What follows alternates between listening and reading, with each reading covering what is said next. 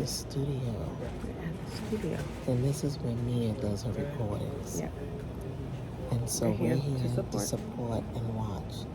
So sit back and relax. Peace. 4, 3, 2. And we're out. Welcome to New and In Between, hosted by me, Mia Quinn Maddox, where I'll be discussing the hows and whys to my journey towards my faith. I've learned through my highs and lows that this path is not mine to travel alone. Join me mid-journey as I embrace my wins, losses, and everything in between.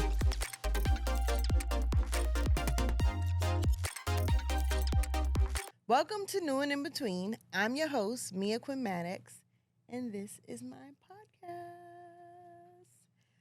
So, this was season 2, and it has come to an end.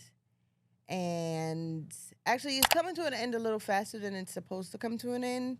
So today I was supposed to record with a good friend, colleague of mine, and he canceled in the last moment. He needed some time, and I was kind of thrown off, but I was able to regroup real quick because I did not let my feelings overwhelm me of like being angry. You know, it is what it is. Like sometimes people they won't show up, and if they don't show up, you can't hold them to it. And I showed him some grace, and I forgave him quickly, and we'll record if we can. And it's teaching me to be able to pivot quickly and when things change. So things change. So I said, all right, cool. We can't cancel the studio. I'll do my finale episode. And if we do get a chance to record with the guests that I was speaking of, then that'll be great. And we'll just release it as a bonus episode. And if we don't, then this is the finale. New and In Between, season 2, this will be what episode would this end up being, Tanya? Episode 23. And if we do get that last one, then it'll be 24, and that will give us a complete season 2. That's dope. I always talk about where we were. I talk about where I am because it's happening so quickly. We just came up with this idea October of last year. We shot in a studio in Yonkers, barren stages. Then we ended up in my house with Tim. And then we ended up with this studio, which was suggested to me by Alex. So I'm grateful. I'm happy. I'm very, very, very much happy that I'm here. It's June. I've turned 44.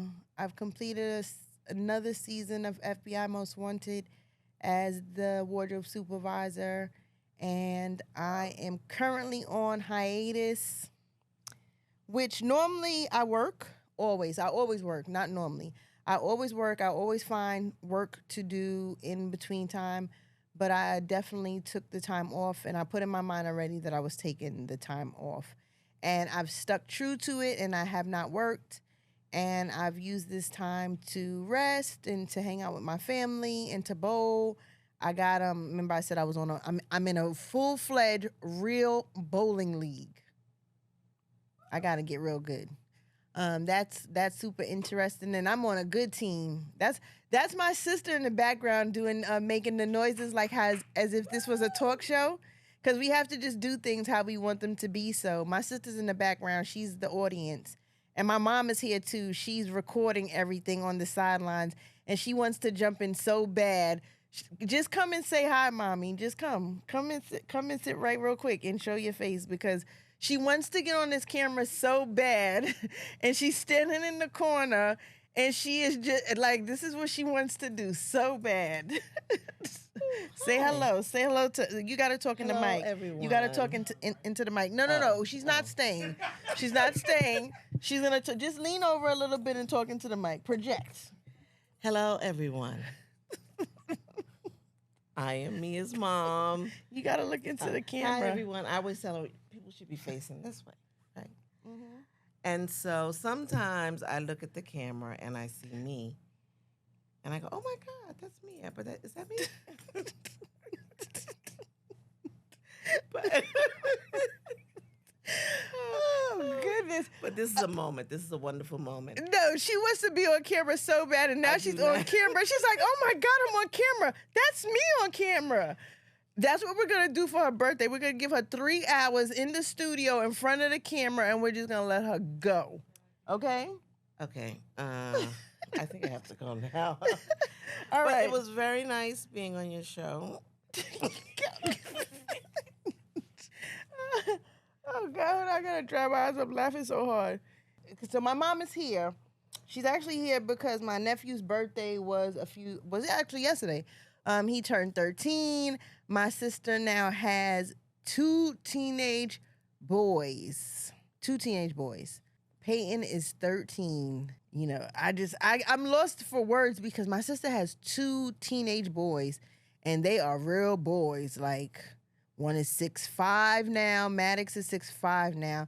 Peyton is 5'5", and he is racing to get together. And as soon as they could get to the same height, it is going to be, it's gonna be interesting. I'm looking forward to that. But that's why my mother's here. So my mother came to celebrate my nephew's 13th birthday. My mom has never been here. She watches the show, but she's never been here. So she's here recording and, enjoying this here. What she did share with us was that, it's funny that I have a podcast now because, as you see, my mom is, we were just talking about how chatty my mother is. And we're gonna book the studio and just let her talk. And she could talk about herself, and she could just talk for hours. I guess is where I get my chattiness from, but she has got me beat times 27,000. But long story short, she was here, so I wanted her to at least get to experience, my new joy, my new love, this is our new baby. So she's here, and she'll probably be recording every second she can until her phone dies. But anyway, so the cancellation happened. I'm pivoting. I'm pushing through. My initial was to cancel altogether, but I feel like if at this point, if I'm trusting that when I wake up in the morning and I say, God, thank you. All I have is all I'm gonna need for the day, and I know that I believe and I trust that He's ordering my steps. That even when it's something that I don't want to happen, or something that's a little thrown off the day, or a hurdle, that it's for me to figure out how to get through, because things like this will happen. And if I have a studio full of people and other guests, I'm gonna have to figure it out. So why not start now and let this be practice, so when the problems get bigger, they're not problems. We've already been there. We'll know how to ease through them and breeze through them. So I'm going to let this be another lesson, and I'm going to just make a solo out of it. And that's just what it is. So, all right. So let's see. Season 2. What I learned through season 2, I learned that family partnerships are okay. And if led right, and if the heart of the people are right, it could be great. My guest, Gabrielle, and her aunt, they purchased a home together, and this is not their first home they purchased together. This is their second home that they've purchased together. And I've never heard her complain, and I've never heard any horror stories. So it just gives me the insight that things like that might work. Partnering with a family member to advance or to get something may be key to advancement. Sometimes we get into these things like, oh, I'm not doing nothing with my family. Your family screw you over. And I've had my fair share of family members, but I feel like if I want it to work, then the person will be drawn to me, and they will want it to work, and it'll work. So I've learned that partnership with family is actually okay, and sometimes you need to partner with someone else to advance. So I'm learning that. I'm looking forward to just experiencing in that, as I have now a 13-year-old nephew, and approaching a 16-year-old nephew, who will then be 18, 21, 25 grown men. And I have lots of resources, so I know I'm going to have to partner with them at some point. So the negative mindsets that people have about doing things for your family, I'm going to try to rid my mind of those, so that when it comes time for me to maybe co-sign for a house for my nephew when he's trying to get his first house, or, co-sign for a car, knowing that they've been taught responsibility from their mother, and that I won't have to worry about them not paying the bill or being irresponsible, because I know that my sister is responsible and they are responsible because they come from a responsible source.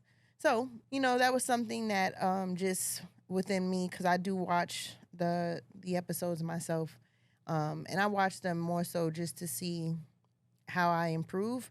And I think that every episode gets better, and I'm just hoping for every episode to get better. I did a lot of guests this time, this season.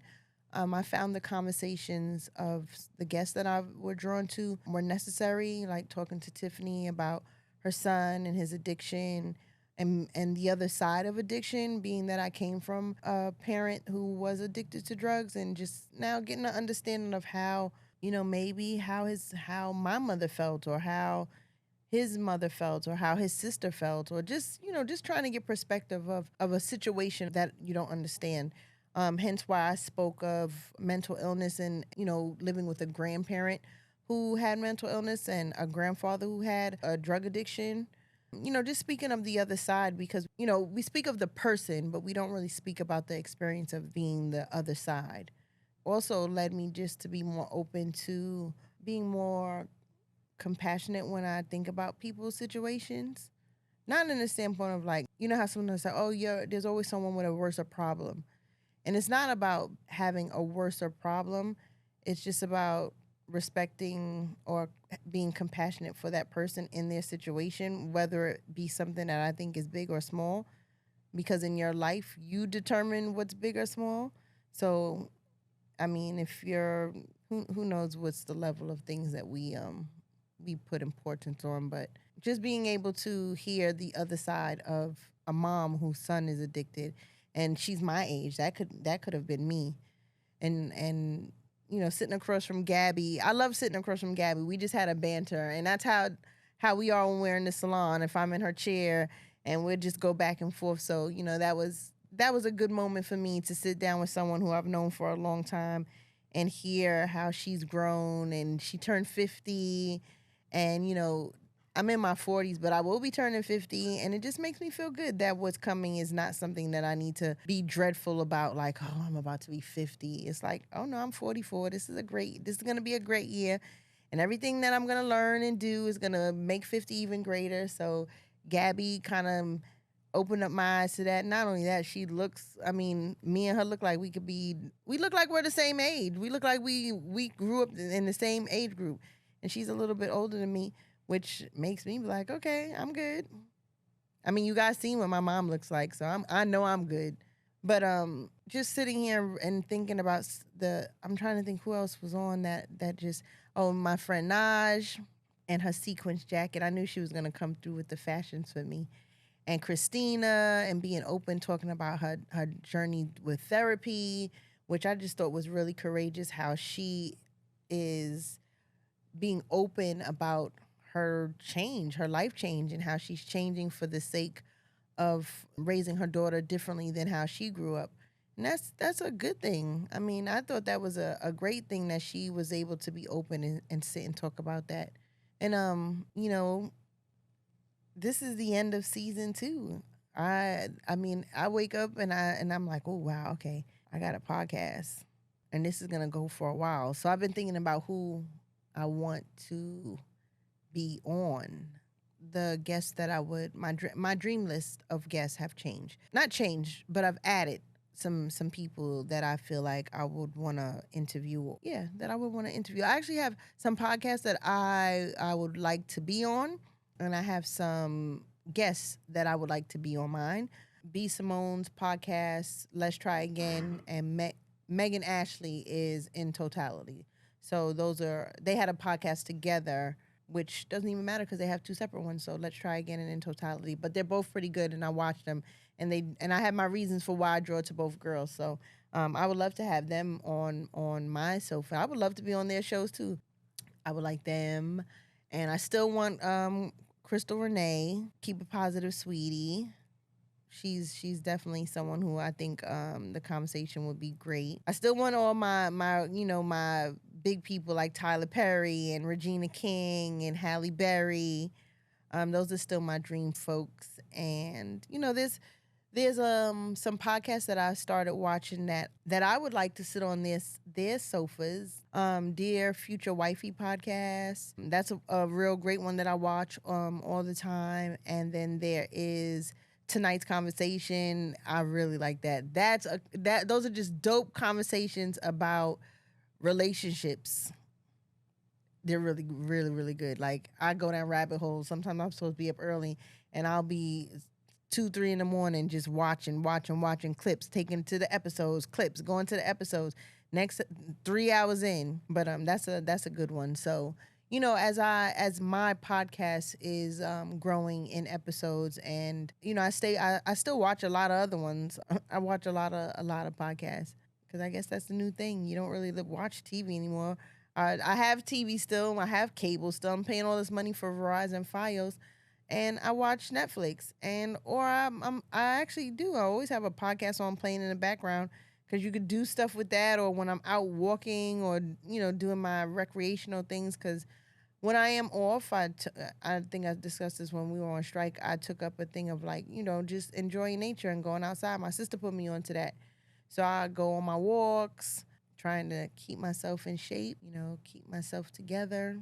If I want this to go a long time and I want to tour and take this beyond where God wants it to go, I got to be in shape. I got to stay healthy. I got to make sure that my body's going to be able to endure. I got that from Pastor Mike Todd. He says God is only going to take him to where his body could go. And if your body can't go, you may be stopping yourself from where you're supposed to go. So I just want to, if you're ready, you don't have to get ready. So I'm trying to just maintain my body and stay healthy, and, just maintain a healthy weight so my knees and my hips aren't hurting, because a bum hip when you bowling is not fun. Either way, those are some podcasts that have caught my attention and that I've been watching during this time that I think would be, great for us to maybe collab, or, sit across from each other or something. Who knows? I just like to speak things out because I really believe that those things would be great. But for the most part, season 2 has taught me patience. It's definitely taught me a lot of patience, scheduling guests, trying to accommodate everyone's schedule, my schedule. Tanya also has a schedule. It's not so much, I'm saying challenging like a negative thing, but it's just as we get bigger and want to do more guests now, we just know what we have against, and it's just trying to figure out easier ways to do things that now might be a little bit challenging. So just trying to recognize the things that are challenging so that we could then learn easier ways is something that I'm recognizing through this season. What else am I learning through this? Have I learned through this season? People will not change. You have to accept them for who they are, deal with them accordingly, and not let them affect you personally in a way that it disrupts your peace, which is a lot to say and a lot to do.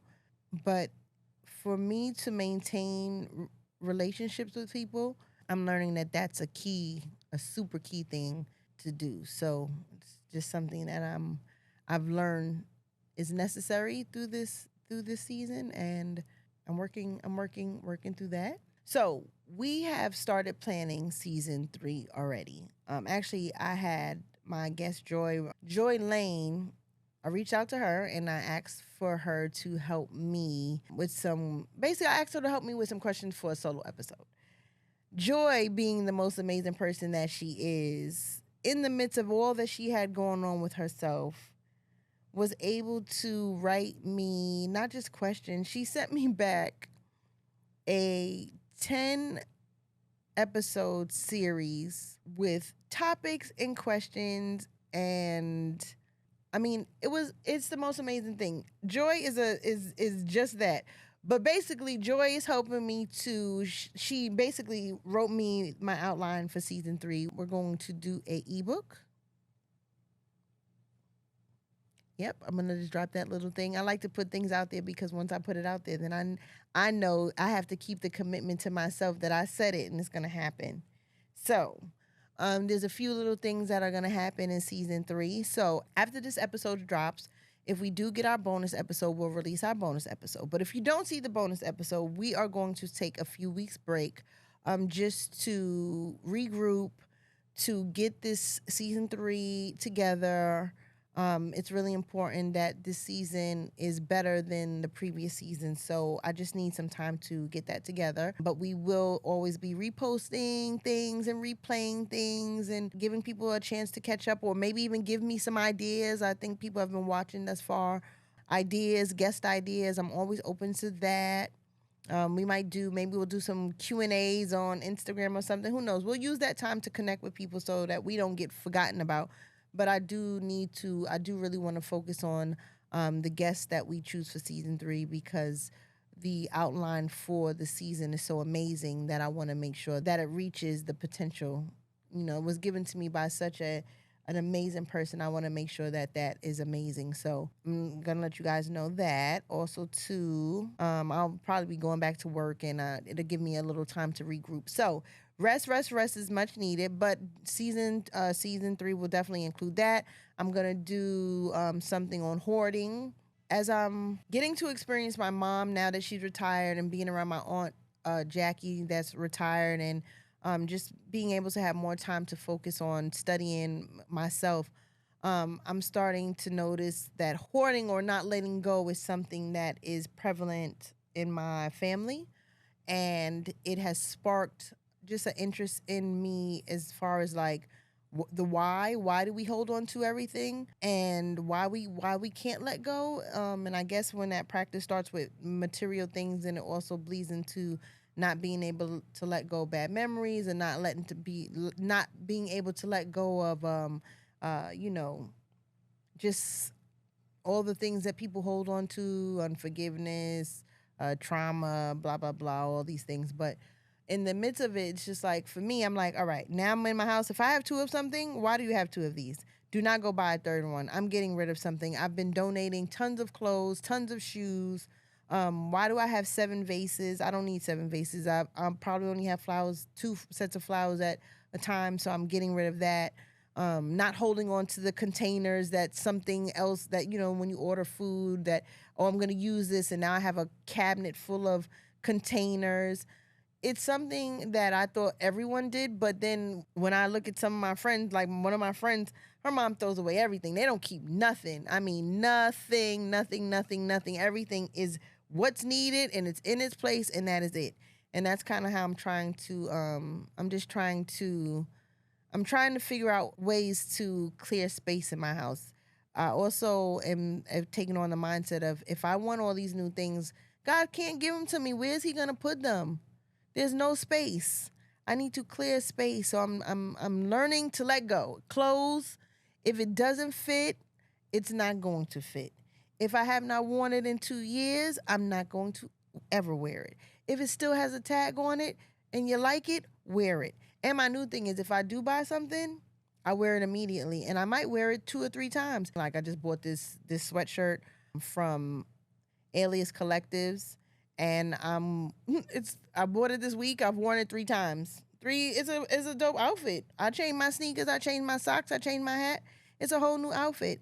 But I'll wear it until I don't want to wear it anymore, and then when I don't wear it anymore, I'm gonna give it away, because I'm going to buy something else. I love shopping. I love buying new clothes, but I have to figure out ways to clear space for new. And I'm trying to work that out across the board. I'm going into my bathroom, underneath my cabinet, all the hair products that I bought that I tried out that don't work, they're going in the trash. And if they're not old, then I could donate them. But majority of them are so old that they need to be thrown in the trash. So I'm just clearing space. And as I go to older family members' houses, and I'm seeing all the stuff, it's like, this is 30 years. I remember someone's house from 30 years ago, and it's the same how it was 30 years ago. It's like, I want to teach myself how to live with less, to enjoy the little bit more, and to let go. So I'm going to try to figure out just hoarding. I mean, I'm not sure how it is in other people's families. Maybe you guys could share your experiences. And when I mean hoarding, not like hoarding buried alive, but for me, I would consider myself someone who doesn't let go. I have 17 sweatsuits. 10 of them that I bought from last year. I'm not going to wear them. Get rid of them. You just pile more and more and more and more. My closet in my room, I don't even go in the closet. Everything that I wear is outside of the closet. I wear to circulate the same 10 pieces of clothes or whatever the case may be. So I'm just learning to let go. But I do want to have some conversations about hoarding and not letting go, and maybe deep dive a little bit more into why my elders and parents hold on to so much stuff, or why they buy 16 pillows or have 97 of the same, I don't know, just all kind of stuff. I'm just thinking. But that's something that I thought was going to be good to talk about, just hoarding and not letting go, because it's not just hoarding material things. Sometimes we hoard feelings. Sometimes we hoard bitterness. Sometimes we hoard, we do hoard all kind of things, memories. So we're going to incorporate that. And we'll see where it goes. Maybe I'll get my sister on, because we got to talk to SAG. Remember, she said that last time. So I want to get my sister on. I want to try to get my 2 nephews on, just because as they get older, the dynamics of seeing 2 siblings grow up together, knowing that I had a sibling, I like to hear their perspective. So I'm going to try to get my nephews on, and then it'll be all kind of stuff. But I'm happy that I'm excited about what's to come, and that I'm not giving up, and I'm going to stay consistent, and this is going to go for a while. So click like and subscribe. Go back, watch some old episodes, fall in love with the show all over again, share with your friends, DM me, send me messages if you could think of anything maybe I could do better, or maybe that you enjoy that I do now. I love to hear back from people. I also want to just say thank you to every person who has been watching, who has been following, who has been sharing, everyone who has liked something from day one. I'm grateful. I'm beyond grateful. This podcast has opened up new relationships. It has helped me with old relationships, and it's more importantly, it's given me so much joy. I really do enjoy being in front of the camera, which is something that I never thought that I would say, but I love this podcast and I love doing it. So I just want to thank everyone who has taken the time to watch, to click like and subscribe, to share, to follow. I'm very appreciative. This podcast has given me lots of joy. It's made me a better person. It's taught me tons of things. And I'm just really excited to see what's going to come next. I'm expecting a lot from God. So let's see. Let's see what's going to happen next in season 3. Follow and you'll see. Thank you for following this journey, new and in between. I'm your host, Mia Quinn Maddox, and we'll see you soon. Peace. Hey everyone, it's your girl Mia Quinn Maddox, and this is New and In Between.